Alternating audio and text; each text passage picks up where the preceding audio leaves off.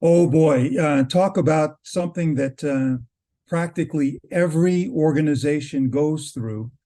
And this is why leadership must own the diversity issues of an organization. And that's resistance. A lot of folks in your organization are going to stop and ask the question, well, why are we doing this? Well, let me rephrase that. What is a lot of folks, John?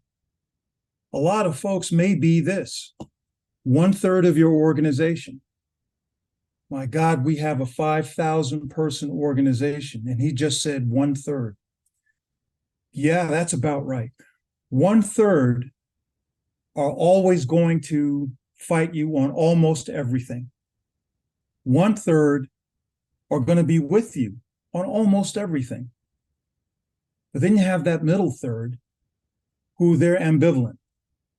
They could go one way or the other. Who's got the better argument? Well, I'm not sure. I'm not, well, hey, sounds good to me. So really, who are you talking to?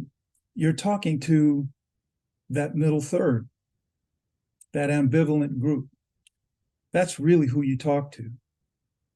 But still, even in that one third that's completely against whatever it is, and diversity being the topic, you're going to have a hardcore group that may be less than a third. Let's hope so, but count on a third.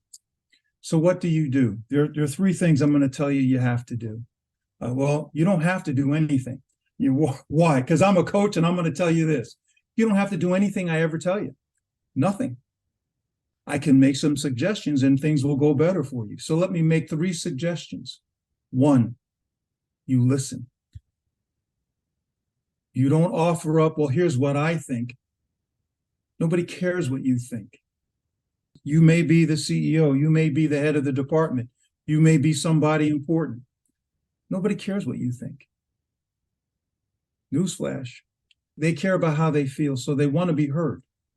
Everyone wants to be heard, so you listen. You don't offer up an exchange. You take the information in and you listen. That's going to be extremely hard. Second thing you do is you ask questions. When you're done listening, you don't come back with, well, this is what we're trying to accomplish. Absolutely not.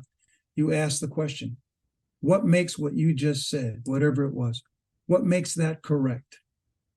Well, how do you see the way this should unfold? Where did you see that work? You ask questions. Now, it's not for this session, but we will go over this in the near future. And that's questions always start with what, how, when, and where. That's how questions start. We'll talk about that later. But right now, we're talking about diversity. So you're listening, and when it's your turn to talk, you want to ask questions. You want to tease out really what they're thinking. Let people get it out. All people, black, white, red, yellow, you're gonna have people from crazy positions who are going to disagree with you. They will drive you nuts. Because I didn't say that group that's going to disagree with you is going to be all white. They won't be. It'll be a mixed bag. Your questions have to be beautiful questions. They have to be short and powerful, and we'll talk about that later on. You ask questions. That's the second thing. The third thing, you continue forward. You move forward with your plan. That's a must. If you stop, then people will feel that they have sway over you. You can't do that. You may adjust. You may, well, maybe we need to go a little left, a little right, but we're moving forward. Okay? So that's how you deal with the resistance.